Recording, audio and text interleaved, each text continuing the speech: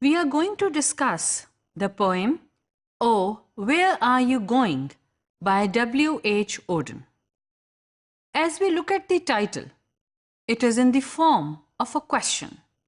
And this question is in everybody's mind. The poem, Oh, Where Are You Going? As I've just told you, it is written by W.H. Auden, and it is a kind of a conversation which is between two imaginary people, known as a reader and a writer. This is for you to understand that everybody of us have these internal conversations, and in which we assume the roles of a reader and a writer. When we look at the poetry of Auden, we see that he is basically concentrating on moral issues, and he shows very strong political, social, and psychological features.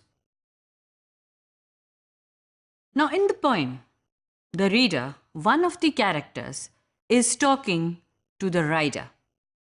And there are many questions which are exchanged between the two. And the use of these questions built up a kind of tension and fear. All the questions are answered in the end, where the rider, he leaves, he runs away, and leaves the reader or leaves us to confront these fears. As you can see from the image, these fears are of the unknown territory. They are who, what, where, when, why, how. So many questions, but the answers, we are to find the answers ourselves. The poem, it is a kind of a ballad, which was a typical verse form in the 18th and 19th century. A ballad is a kind of a poem which has musical lyrics. Oh, where are you going?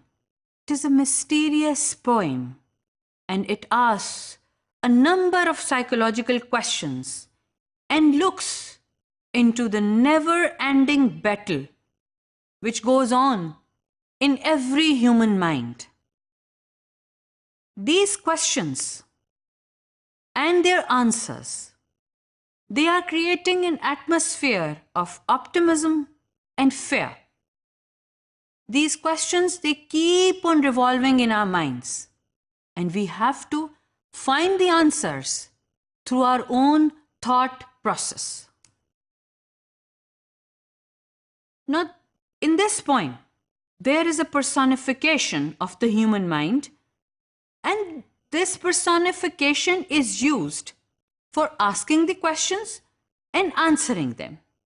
In this process, it allows the reader to appreciate the internal struggle which all of us are facing at some point in time.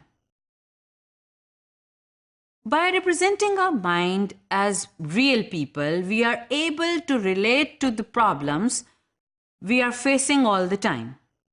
The voices which are coming from inside us, they are given two names to build up the tension till we reach the end of the poem.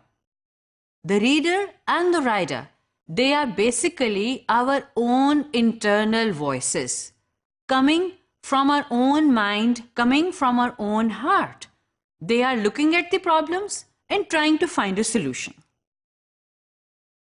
The title of the poem suggests that we should plan our lives in a certain direction and move through this life courageously and using our own head, using our own mind. We don't have to look elsewhere for the suggestion which path to take. The title, Oh, Where Are You Going? It is a very deep question. It makes the reader think of bigger questions in life, providing universal meanings to very prosaic things, to very commonplace things which everyone faces. Now, in this stanza of the poem, "Oh, Where Are You Going?" we are going to look at the word meanings and the paraphrasing. Some of the words are fatal, which is deadly, furnaces, oven-like things in which iron is melted, and this is usually used in factories. Then we have yonder. Yonder means over there. Midden is a heap of refuse or garbage. Odor, it's a bad smell. Grave is a place in the ground where a dead person is buried. Madden means to make someone mad or crazy. Now this stanza, it represents an imaginary dialogue between the rider, who is bold and a courageous person, while the reader, he is presented as very passive and a lazy sort of person. Please remember that reader and rider, they both are imaginary voices present in every human being. Now the rider, one voice wants to continue his journey towards his destination, while the reader is discouraging him. The reader informs the rider that this valley is full of dangers. This life ahead is full of dangers and pitfalls. The rider says that the valley has furnaces which burn, and the smell from the heaps of garbage and rubbish, they can turn anyone mad. There is a huge gap and chasm ahead which has taken the lives of many great people. This is actually a reference to such difficulties in which everyone is defeated. The poet is preaching the philosophy of life that man is not made for defeat, and one must be determined and confident to achieve the goals of his life. Auden writes in an archaic style to make the poem echo throughout the time. That's why it is considered a classic. The second stanza of "Where Are You Going?" we are going to look at the words and meanings and the paraphrase. Some of the difficult words are imagine, that is to visualize. Farer is a traveler. Dusk is the time of the day when the sun has set and the light is almost gone, but it is still not dark yet. Delay is to hold back. Diligent is someone who is working very hard. Granite, it is a hard grey stone and it is used for making buildings. Then we come to the explanation. Here, the reader and rider, they are given the names of fearer and farer. Fearer and farer, they again are internal voices and they are talking to each other. Fearer is demotivating the farer, although he is starting his journey in morning, yet at dusk it will be dark and deadly. This is a kind of fear which is being infused into the mind of the traveler.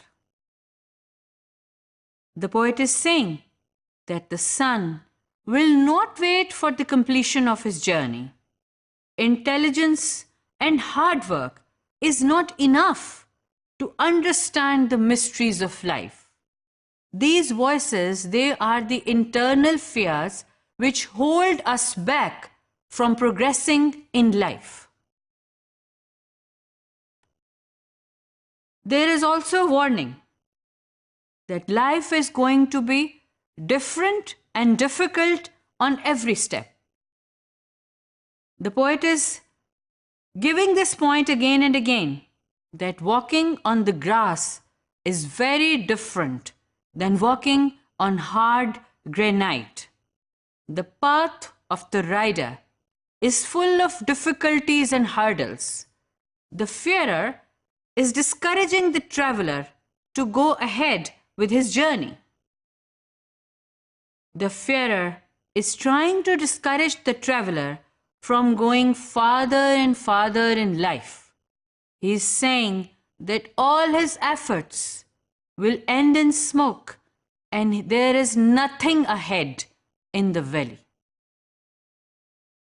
Now, looking at the third stanza of the poem, "Oh, where are you going?"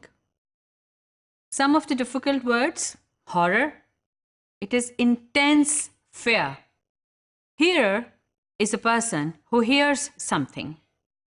Twisted is bent or turned. Swiftly is to move very quickly.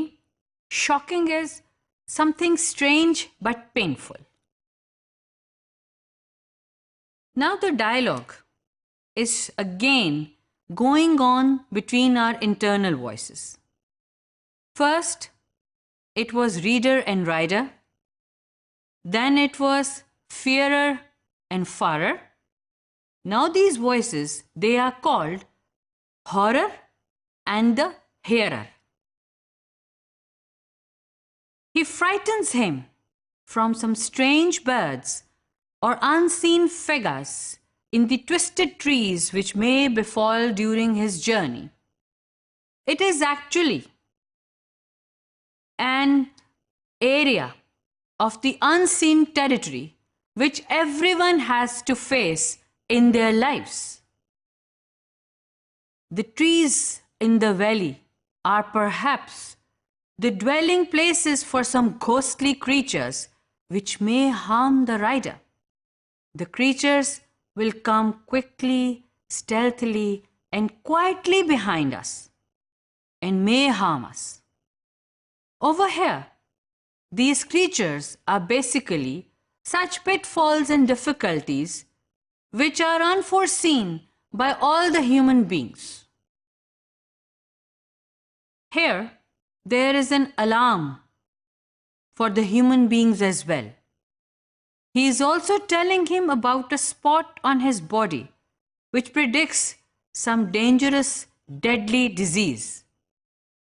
Through this fear, through this terror, he is trying to break the willpower of the rider and dishearten the farer. Fourth and the last stanza of the poem, "Oh, where are you going?" Looking for is searching for. Yours never will. You will not get successful because of your own limitations and small fears. These lines of the fourth stanza, they represent the strong will and determination of the writer.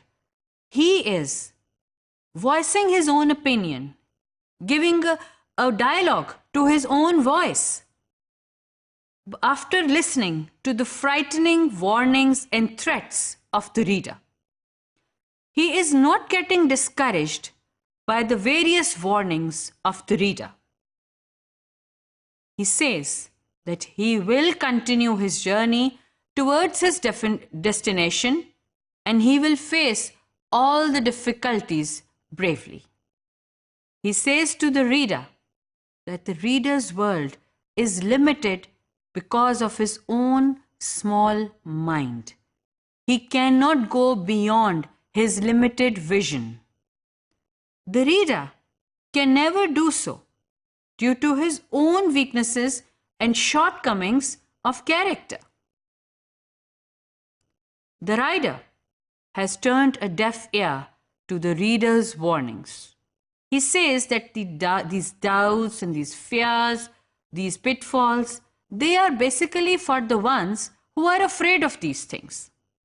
So, the reader will fall a prey to them, but not the rider. The rider left him and continued his journey. Where there is a will, there is a way. A man is not made for defeat, and one must be determined and confident to achieve the goals of life without losing courage and hope. This stanza, it has a very dramatic quality. The repetition, as he left them there, shows that the reader is both leaving the doubts of the horror behind, but he is also physically leaving that place and going to do something new. Perhaps he is moving from darkness to the light, from the fears to bravery.